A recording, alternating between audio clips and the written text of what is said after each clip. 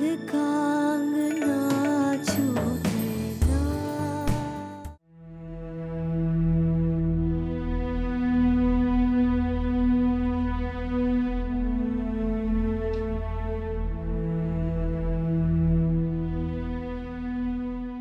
अजान बेटा। पापा आई एम सॉरी, लेकिन मैं मम्मा से बात करूंगा। नहीं बेटा, तुम उनसे बात नहीं करोगे, वो यहाँ कभी नहीं आएंगी, कभी भी नहीं। प्लीज पापा, वो मेरी मामा है। अब तुम बदतमीजी कर रहे हो। पापा मैं बदतमीज नहीं हूँ, रहमा बदतमीज है और वो मुझे मारती भी है। अच्छा, मैं उसे समझा दूंगा ना। तुम मुझे ये बताओ कि तुम बाहर इतनी सर्दी में क्यों बात कर रहे थे? पापा तो मैं यहाँ सबके सामने बैठकर बात करूंगा। अजान प्लीज पापा, लेकिन वो मेरी मामा है, मुझे उनके बगैर डर भी लगता है। अच्छा अजान प्लीज, चलो आराम करो। नहीं पापा, मैं उनके पास जाऊंगा बस। अजान प्लीज मेरी बात सुनो। नहीं पापा। अजान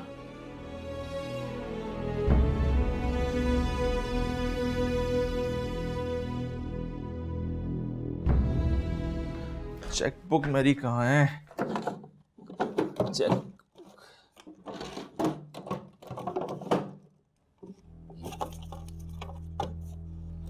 ये पैसे कहाँ से आए? ये सारे नोट तो एक ही सीक्वेंस के, एक ही सीरियल के। बिल्किस, बिल्किस। जी जी। ये क्या? पैसे हैं, नोट है। मुझे भी पता है पैसे कहाँ से है, किसके? तुम भूल गए हो, तुमने ही रखे होंगे। मैंने? हाँ। हाँ, याद आया मुझे। हाँ, मैंने ही रखे होंगे। चलो बड़े अच्छे वक्त पे मिल गए। हॉस्पिटल में कुछ पैसे और जमा कराने थे, कल सुबह मैं वहां जमा करा दूंगा। अरे नहीं, याद आया तोपा, मैं तो भूल ही गई। वो खाला है ना, वो कमेटी के पैसे लेकर आई थी सबसे जमा करके। लाए मुझे दे दे। ये खाला ने पैसे सबसे जमा किए हैं? जी जी। वो 2000 पे 50,000 की कमेटी डाली है ना, और वो जमा करके ले आई और मुझे दे गई। बिल्किस बेगम, ये सारे नोट एक सीक्वेंस में, और तुम मुझे ये बताना चाह रही हो कि खाला को सबने पैसे एक ही सीक्वेंस में दे दी? तो फिर कहां से आए ये पैसे? अब मैं सच बता रही हूँ बिल्किस। अच्छा बताती हूँ। वो फैसल ने दिए थे। फैसल ने दिए थे? फैसल? ये लो, अब क्या करूँ, ये क्या हो गया?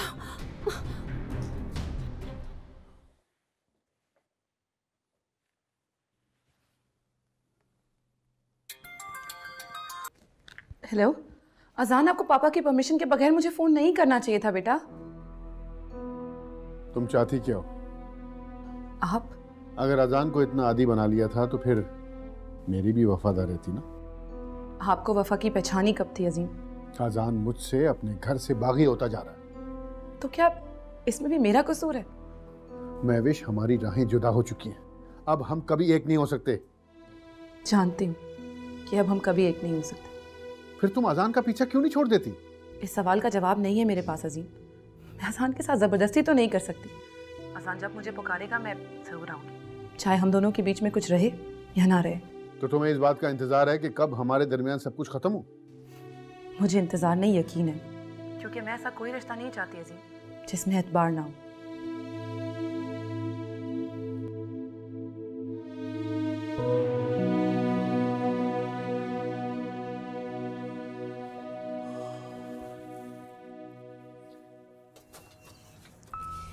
अरे देख बेटा, देख, मेरी बात सुन।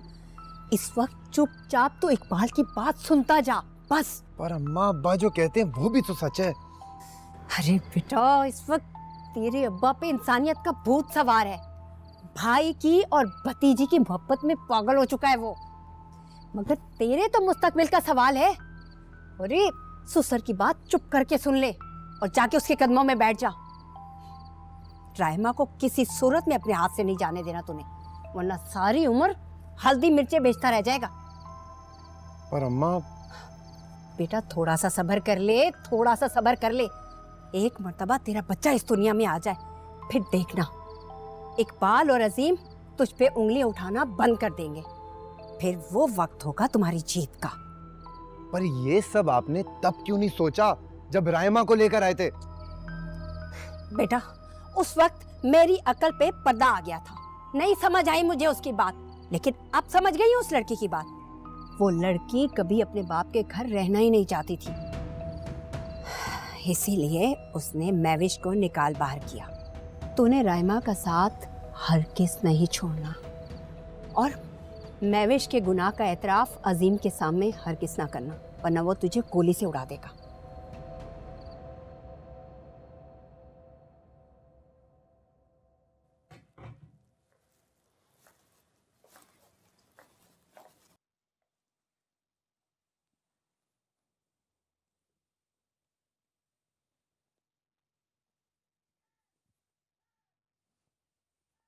अरे हसन को तो तेज बुखार है।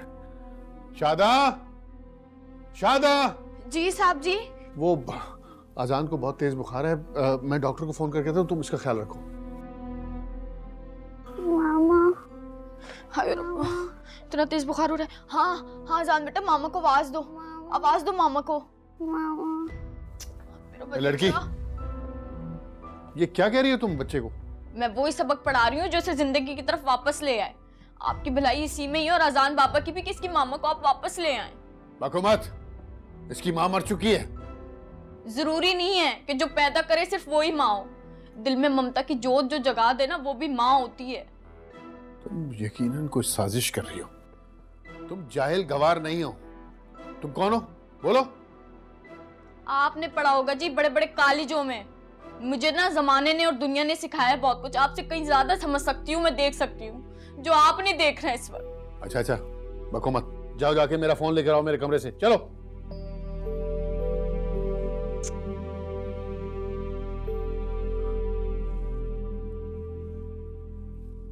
मामा। मामा। हसन बेटा। मामा।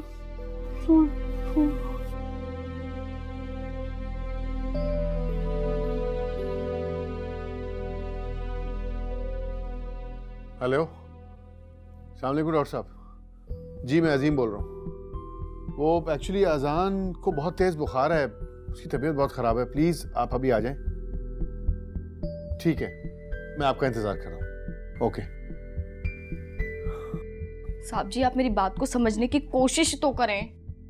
अजान को डॉक्टर की नहीं, ममता की जरूरत है। शट अप, जाओ यहाँ से।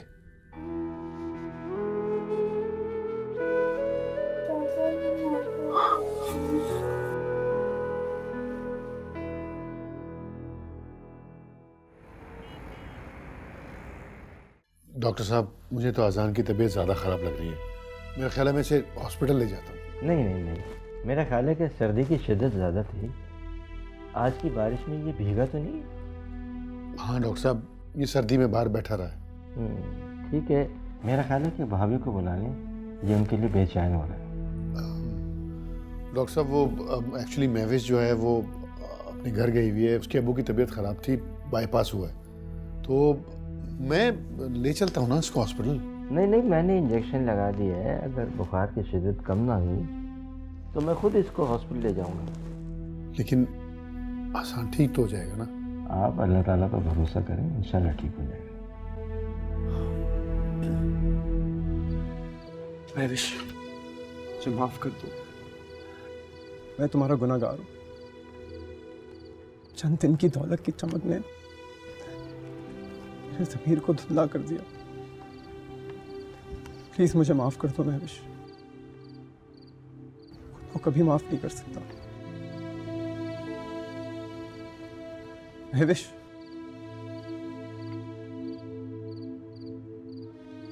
मैं तुम्हें कभी माफ नहीं कर सकती फैसल। तुम जानते हो, मैंने हमेशा तुम्हें अपना भाई समझा, अपने बेटे की तरह रखा मैंने तुम्हें। पर तुमने इस मुकद्दस रिश्ते को पामाल कर दी। तुम जानते हो इस घर के लोगों पर तबाही क्यों आई है? शायद जिन लोगों ने मेरा दिल दुखाया था ना, उनको मेरी हाय लग गई।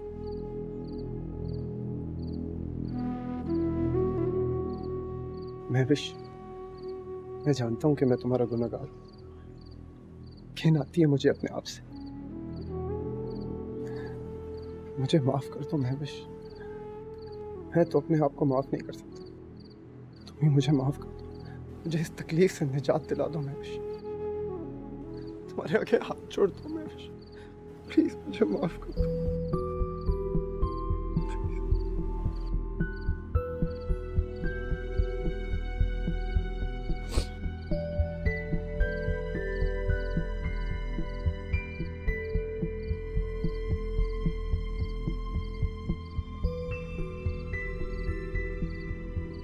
फीवर कम हो गया है, इंशाल्लाह सुबह तक ठीक हो जाएगा। लेकिन डॉक्टर साहब मुझे तो कंजेशन ज़्यादा लग रहा है।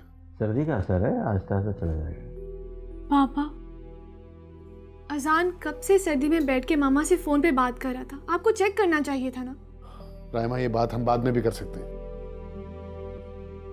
क्यों? जाफर अंकल तो हमारे फैमिली डॉक्टर है ना, और आपके दोस्त भी है। आपको तो बल्कि अपनी सारी प्रॉब्लम्स शेयर करनी चाहिए। अजीम, ऐसे का मसला है? एक्चुअली डॉक्टर साहब, ये मेरी बेटी नहीं बल्कि मेरी माँ है। इसी तरह बातें करती रहती है। आप हर बेटी ये माँ ही होती। मैं जब घर जाता हूँ ना, तो आपकी भाभी नहीं, मेरी बेटी मुझसे पूछती कहाँ थे आप। पापा, वो औरत इस घर में नहीं आएगी। और देखिए, अजान बेहोशी में भी मामा मामा कह रहा है। आपको अजान को डिवोर्स के बारे में बता देना चाहिए। इसका इंतजार तो खत्म होगा। शट अप राइमा, जाओ यहाँ से। प्लीज अजीम। अगर आप अजान को नहीं संभाल सकते तो अब मैं खुद ही देख लूंगी। अरे राइमा, ये क्या कर रही हो राइमा? अरे ध्यान से बेटा। नहीं चाहिए मुझे औलाद। मेरा भाई ही मेरी औलाद है। डॉक्टर अंकल, आप पापा को यहाँ से ले जाए प्लीज। राइमा, अजीम पहले ही परेशान है। परेशानी पापा ने खुद पाल रखी है। इनकी दूसरी बीवी इन्हें छोड़ के चली गई है। इनके साथ नहीं रहना चाहती है। राइमा, मैं ठीक कह रही हूँ। इसके दिल में हमदर्दी पैदा करने की कोशिश करते हैं। रात रात भर सर्दी में फोन पे बात करता है मामा से। अब देखिए, हो गया ना बीमार। बेटा, मैं यहीं हूँ, तुम जाके आराम करो। नहीं जाफर अंकल, मैं इसके साथ रहूंगी। अब खुद देखभाल करूंगी इसकी मैं। अच्छा, अपने अंकल को चाय भी नहीं पिलाओगी?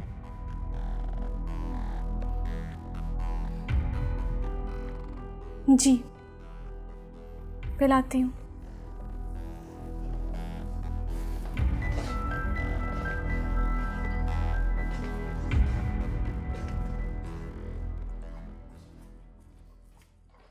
चोर चोर चोर चोर।